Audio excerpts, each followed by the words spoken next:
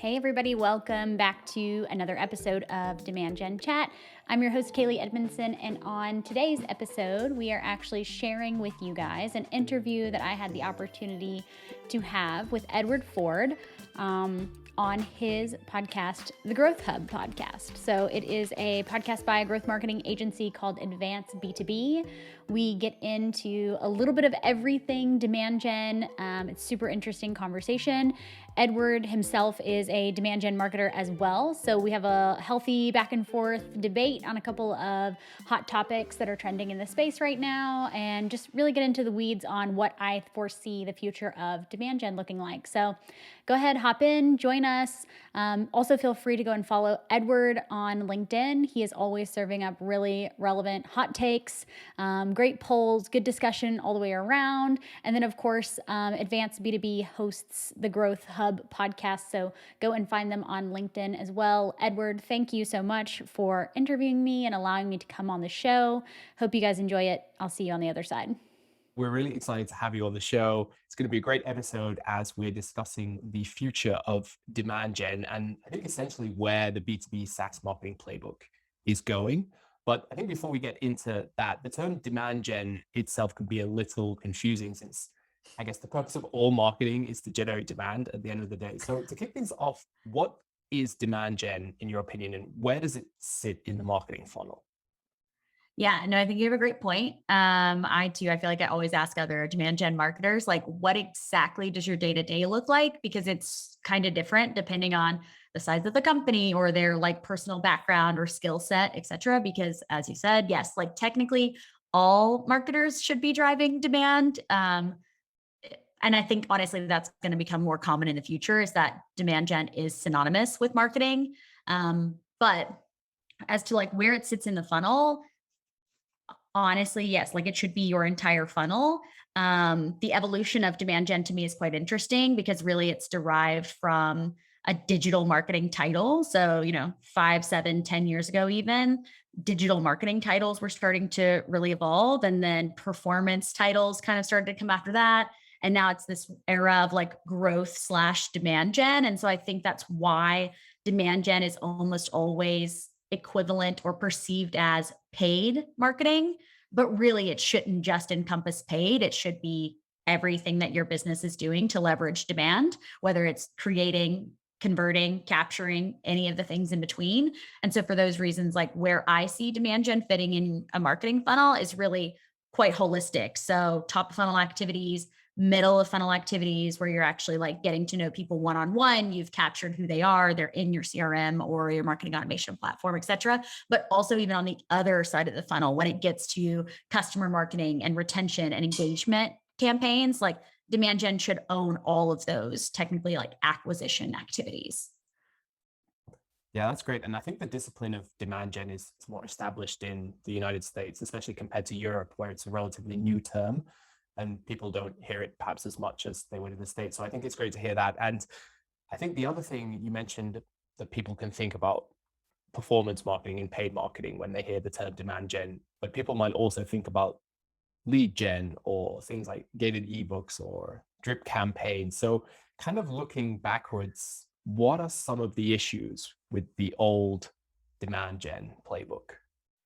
Yeah, right. I think it's like the natural progression of evolution. And, we marketers tend to overdo things. So, when the ability to gate content and capture leads as a means of essentially capturing intent and better personalizing nurtures up front sounds like a great process, right? It seems like, oh, okay, let me capture who you are and what you're interested in so that I'm not spamming you with all of these emails about random things you don't care about.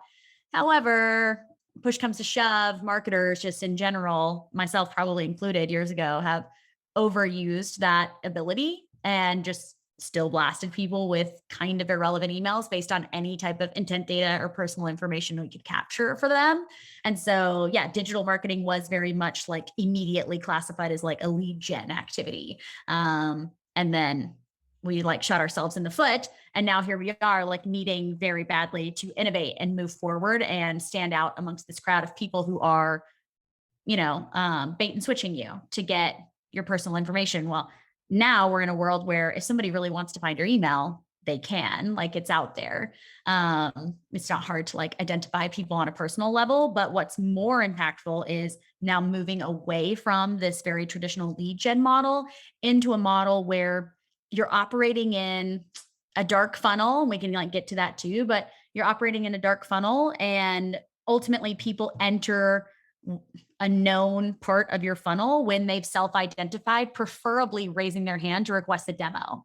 And that's going to be like, if you look at conversion metrics for people that are converting to close one pipeline or close one revenue through downloading a gated ebook or attending, or not even attending half the time, like registering for a webinar, those conversion rates, like if you're seeing anything above 5% for that, like, wow, you're probably like really killing the game in terms of averages. Whereas if you do focus on doing good marketing, stop gating everything that you've got, give your content away for free and really educate the market on who you are, what makes your company different from all of your competitors, because obviously in the game of tech, it's all about feature wars. So whatever feature you've got, so does your neighbor. So why should people care about your brand? You should spend that effort educating them, and then they will come to you and raise their hand. Conversion rates will be substantially higher for the same amount of work, just delivered in a much more efficient way. Yeah, absolutely. And I think going from here, let's then talk about the future of demand gen, where we go. And you said the future of demand gen is dark, more specifically the dark funnel, as you just said there in your previous answer. So let's dig into this. What is the dark funnel? Yeah. So I think too, like in just in terms of MarTech, right? Obviously tons of MarTech vendors have come out with attribution for whatever it's worth. And everybody like loves to talk about the soapbox of attribution, because I feel like it's a code that no one can quite crack perfectly. And I think that's just it, right? Like no matter what your attribution tech stack looks like, it's always going to be like triangulated data, right? You need to look at the data in multiple ways to tell where people are really engaging with you, how they're learning about your brand, et cetera.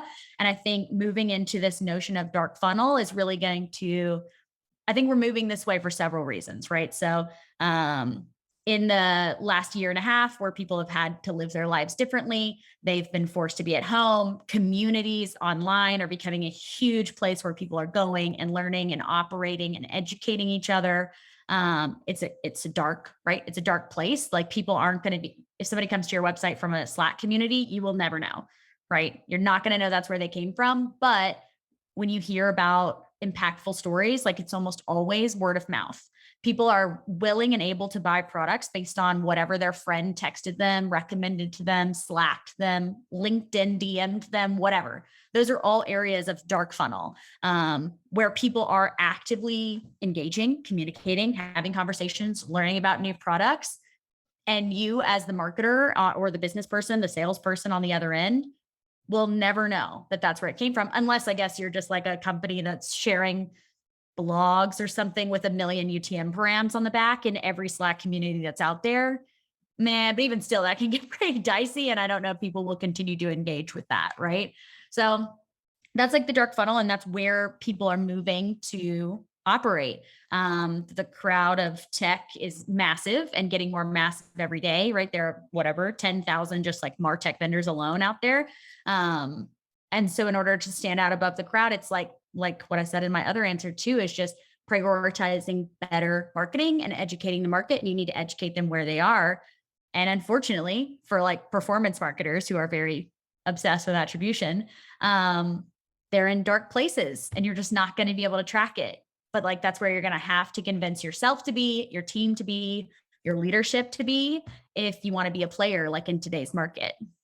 Yeah, I love it. So what does the dark funnel mean in terms of the demand gen playbook B2B SaaS marketing teams should be running?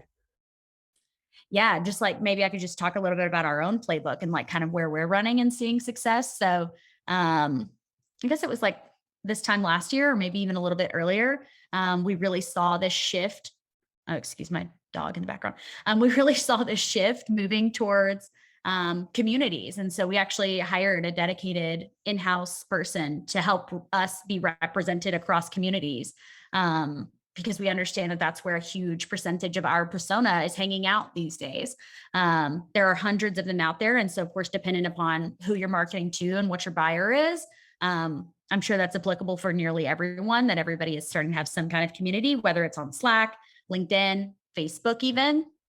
Like, go and be involved, like an active contributor, not just like, you know, I'm not saying that you need to have a presence in terms of like a news ticker feed, like every time you publish a blog, just like share the link, not that. Like, go and be an active like member in your community, provide feedback, learnings, educate others, not only on like what you're doing that's working, but maybe some things that are not working, and just like humanize yourself, which will then in turn humanize your brand. So we've been doing that for a little over a year now. And it's like we've seen success, but again, we have no UTM parameters that say we've seen success. What we actually do is once a demo request becomes an opportunity, the first question that our sales team asks them is like, how did you hear about us? Like, literally going back to the basics, which I feel like is very common in B2C, even very common in DTC, but not very common in B2B for some reason. So, and also know a lot of people are just bold enough to just put it right there on the form, open text field. How did you hear about us? Because a drop down will bias, obviously, the answers. But yeah, open text field, how did you hear about us? And people will most often tell you the thing that's the most impactful to them. Maybe it's not the first place they heard about you. Maybe it's not the last place, but it's the thing in their own discovery journey that stood out the most, which is like going back to this, what I said earlier about like triangulating the data. It's like, okay, you have some type of native attribution, whether you're using HubSpot or Visible or Looker or whatever it is you're using. That's probably like first touch, last touch attribution. Cool. That's helpful, kind of. But it's almost always going to say like direct organic. So maybe not super helpful. Then you have these other touch points as well that are a little bit more qualitative, in terms of like, hey, how did you hear about us? And they're like, oh, hey, we heard about you on the podcast. Cool. That'll never come up in HubSpot tracking, right? But it tells us that we need to like continue to do more podcast episodes or better distribution of the podcast episodes, because that's the type of content that's resonating with people. So back to like activities that we're doing in our playbook. Obviously, we're huge on communities, Slack, Facebook communities, LinkedIn communities.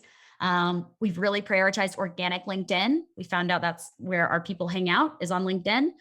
So we've grown our follower base there a massive amount since I first started, just by prioritizing engaging with other people's content and providing valuable reactions to what they're saying and trends that we're seeing in the market. Obviously, we started a podcast this year. We started in April. We've produced, I think, 12 episodes to date. And our, listener rate is growing substantially well. And honestly, we don't have any kind of tracking set up for that, right? There's nothing that says they listened to an episode and requested a demo. But there are people that self-report that they heard about us through the podcast. So that's great. And that's how we figure out, like qualitative data. DMs. Honestly, I get a ton of LinkedIn DMs about the episodes or content that we're covering, questions they want to know more about. So that's great. And then events. But when I say events, I don't mean like, hey, let's go spend 6 figures on a 10 by 10 booth. I mean, hey, let's host a dinner in cities where we know that we have existing customers, but also great prospects that we'd love to sit down with, like at a micro scale, and have a meaningful like roundtable conversation with, in multiple cities. Like, we've started with the US, but soon we'll expand to EMEA cities as well. I think those are like 3 to 4 main activities. Of course, we're doing other things too, but those are primarily our dark funnel activities that seem to really be moving the needle for us. Yeah, that's awesome to hear. And I'd love to know, how do those answers that people leave on the demo request forms match up and compare to your attribution data? They don't. They don't at all, right? So we're not brave enough to put it on the form quite yet, because I just really want to test things before we roll it out. Obviously, we are a company that's really centered around optimizing conversions. So who would I be if I just added extra forms and didn't test it? So, or extra fields and didn't test it. So that part of it's still in testing. We want to move it to like a little bit earlier in the funnel so that we can take more work off of our account executives, just so they can like hop into their job and not be doing like our homework for us. But for now, it's at least asked when the opportunity is created, when the AE gets on that demo. So no, it doesn't match up at all. Like 60%-ish on average of our data is sourced to either direct or organic. But when an account executive gets on and asks like, hey, how did you hear about us? Obviously, they never report, oh, I just did a random Google search and found you guys. Never. Like, that's not the thing. So yeah, they like, oh, we heard about you on this specific community, which is obviously super helpful for us to know exactly where it came from. Others aren't as direct, like, oh, we heard about you through an event. And it's like, oh, which event? I'm not really sure, but it was definitely an event. Right. So, but at least you get like a general sense of like where people are hearing about us or what marketing activity was super impactful for them. And that's just what's top of mind. But it's never direct or organic. And that's basically all HubSpot tells us. Yeah, absolutely. I think a lot of people could relate to that. So you're actively taking part in communities, educating people in places that are hard to measure, launching a podcast and a lot of other things, as you just said, organizing dinners in different cities. But getting approval for this approach may be difficult, especially if you have a CEO who, quote, doesn't get marketing. So how can you as a marketing team and as a marketer get buy-in for this playbook from senior leadership in your company? Sure. So I think we're unique in a few ways. One, this didn't exactly apply to us because thankfully our CEO got it. We've not, I mean, not that we went to him. I would love to say we were forward thinking enough to have gone to him last January and been like, dark funnel, here it is. But in reality, no, we've been like picking up pieces as we go along, and just learning, right? Learning as we go. We're also a fairly young marketing team here to Chili Piper. So like we're just figuring that as we go. So it's not like we went to him with one thorough plan and we're just like, this is it. But along the way, as we've pitched him new ideas that have now become our plan, he's been great the whole way, which is cool. So we didn't quite have this issue. However, I do understand that this is probably quite terrifying, not only for CEOs, but also specifically for CFOs who really want that like direct ROI. So when they're going in and building your growth model for the year, or your business plan or whatever you call it, that they can say, oh, okay, we're going to give marketing $2 million and they're going to give us back 6 or whatever your ratio is. Right. So it's going to be probably even harder for a CFO if they aren't like completely on board. Thankfully, our CEO is completely on board. So honestly, for us, I think it's in the data though, right? Like even still, if you go to your CEO and you've added a form that's like, how did you hear about us? You added a question on your field. How did you hear about us? And everybody is like, oh, we heard about you at an event, or we heard about you, on a webinar or whatever it is that you're already doing. And none of your data in your HubSpot or Visible or whatever you're using for tracking is saying that. Oh, okay. Well, like, how can you kind of extrapolate some of those learnings to build a case? So something that's maybe unique to Chili Piper is that we're fully remote and always have been. We're in, I think, like 29 countries or something now. So we're also across so many different time zones that when we need to make big decisions, we make them in what we call a decision memo, where you just like lay out the context. It's always data backed. So you have to have data. It's not an opinion or like a feelings game. And you just kind of set up the roadmap for like, okay, here's the context for why I'm writing this. Here's a decision that we need to make collectively, right? Because we don't make major decisions in a bubble either, and just lay it out. So like we've had several decision memos that we've written as a marketing team being presented to our senior leadership team about these changes that we want to make in our marketing mix that have now accumulated to kind of where we're at now. And obviously for each piece, it's a little bit different. So like when I went to Nicholas, our CEO, for, hey, I really want to start a podcast. He was like, okay, cool. Write a decision memo. Let me know how it goes. And the decision memo was really just like, hey, look, we're obviously like Demand Gen is a huge buyer of our product. But like, what are we actually doing to give back to this community? At the time, kind of nothing. Obviously, as a Demand Gen marketer, I'm like constantly seeking advice from others, feedback from others. I always want to know, like, what's your playbook look like? What's working? What's like totally failing?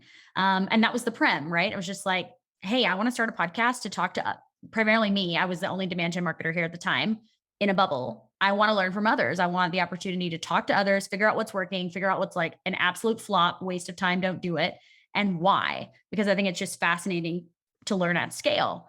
And then, well, duh, we should just record it and give it back to the community. And so anyways, we circulated some data on how many people in the market could potentially listen to something like this, how Demand Gen marketers prefer to learn.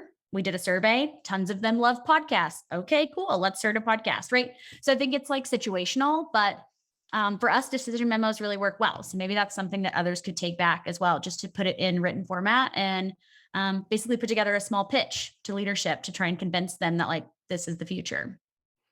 Yeah, I think that's really good advice. And I think the way you did it by doing one step at a time rather than just completely shifting and changing the entire marketing playbook at once, it's going to be much easier to go that way.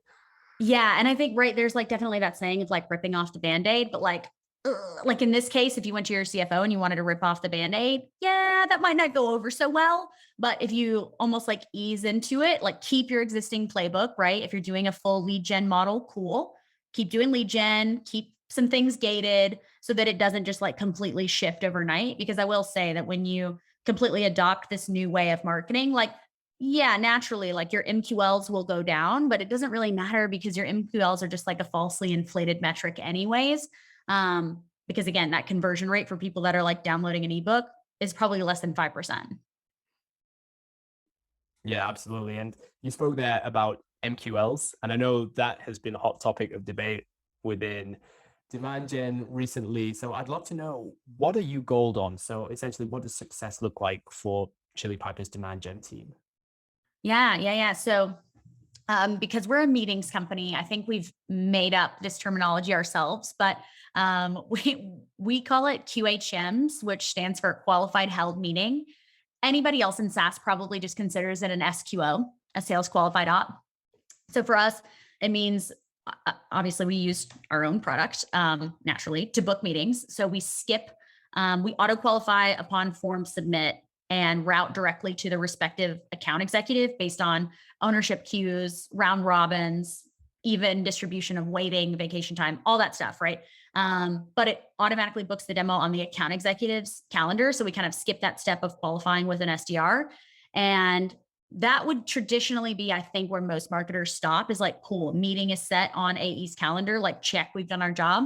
But for us, we actually want to take it one step further into the pipeline and just make sure that once that account executive gets on the call, conducts the demo, that there's no other like lingering random misqualifications that have happened to where it's like they don't have budget, they're not really in buying mode.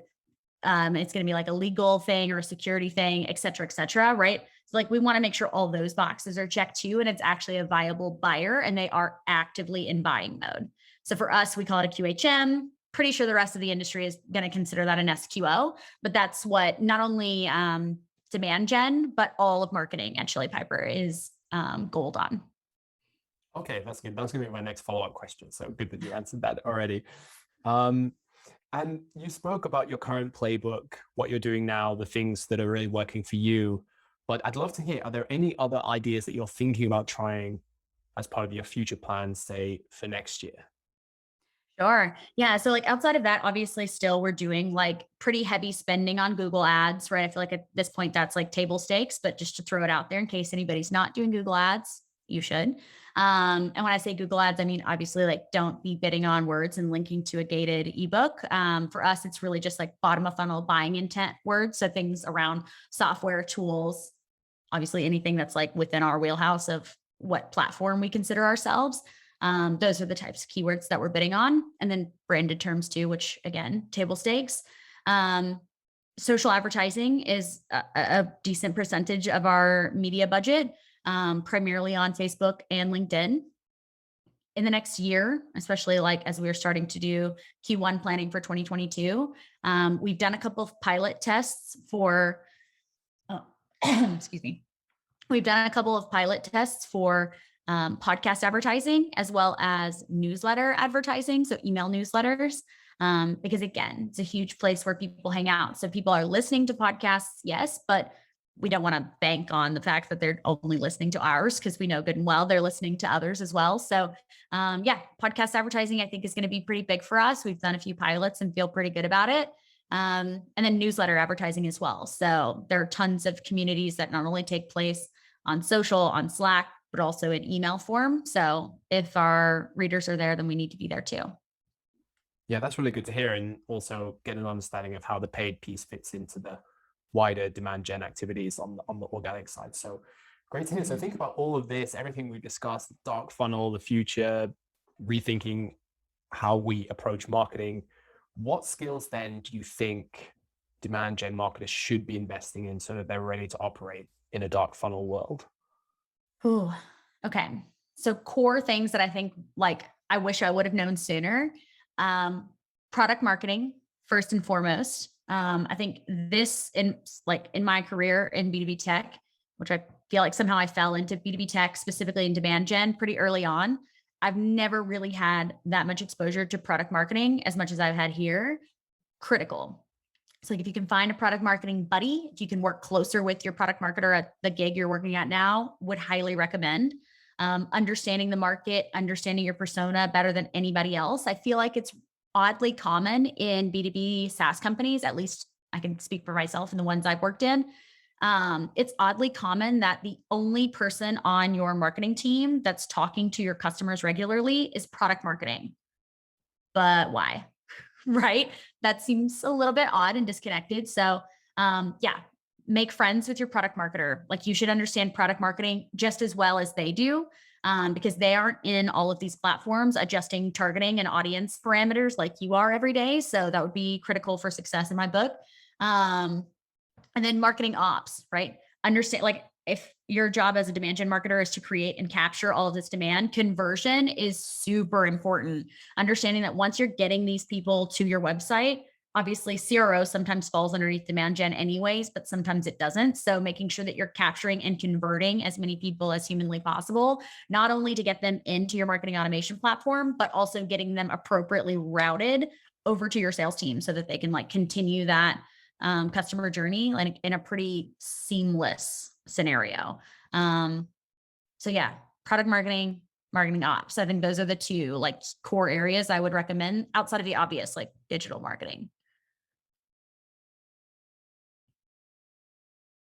Super good. We could probably spoken all day or all evening as it is here in Finland on this, but we could move on to our closing questions and our fast five challenge. So Let's to do wrap it. things up, I will ask 5 questions and all you need to do is answer as quickly as possible. So Kaylee, are you ready? Game on. Let's go. Let's do it. All right. First question. What is the one book you'd recommend others to read? Oh, I read this book and I feel like I probably read it 3 times. Obviously awesome. April Dunford is the author. Incredible book. And it also speaks to my last point about product marketing and its importance. So highly recommend. Yes, absolutely. Second question. SaaS company you love and why? Easy. Gong. It's got to be Gong, right? Why? They're just killing the game, right? Like they were killing the game of organic LinkedIn, like way before it was popular. If you could go steal one page out of their playbook, go and follow them on LinkedIn. Their head of content is a guy named Devin Reed. Brilliant human. Yeah, plus one for Gong. And they just launched their own merch store as well. There's a lot of cool things happening there. So yeah, there's a huge amount you can learn from Gong. So I'll second that. Third question, favorite place to learn about marketing online? Oh, obviously. DGMG is great, right? So Dave Gearhart started his own community. It's called DGMG. It's filled with really, really, really brilliant humans that you could stand to learn from. Outside of that, I've had a lot of success and good learnings from this Slack community in the last 2 years. It's called Demand Curve. They keep like rules and regulations pretty tight. So there's like no advertising, no business, no selling, just really learning good playbook info from other marketers who are like struggling with the same challenges that you are. The growth metric. QHMs, pipeline, right? If you're generating a bunch of MQLs, but it's not turning to pipe, you're wasting your time. Yes, awesome. And fifth and final question, best piece of advice for fellow marketers? I think it's getting in the weeds early, right? So somehow early in my career, I lucked up in this gig where I was like a glorified assistant, but was a coordinator for a marketing team and could get my hands in a little bit of PR, a little bit of digital, a little bit of product marketing, like a little bit of event marketing, and figure out like, oh, okay, well, I'm terrible at these things. Like, cool, doesn't want to do that. Like, don't have the skill set for this. Cool. Like, I can't be a creative director. Awesome. I narrowed my pool pretty quickly to like digital marketing or demand gen. But I think like rolling up your sleeves and getting in early to every area of marketing is just like critical for understanding how things work and then how they need to work at scale. Yeah, I think that's super good advice for all those early on in their career to try out different areas, see what you like, see what you're good at, and take it from there. So awesome. Well, Kaylee, I have to say, this was a real pleasure. And thank you so much for coming on the Growth Hub podcast. All right, everybody, thank you so much for joining us for that episode. Again, if you don't already follow Edward on LinkedIn, please go do so. Brilliant content all the time.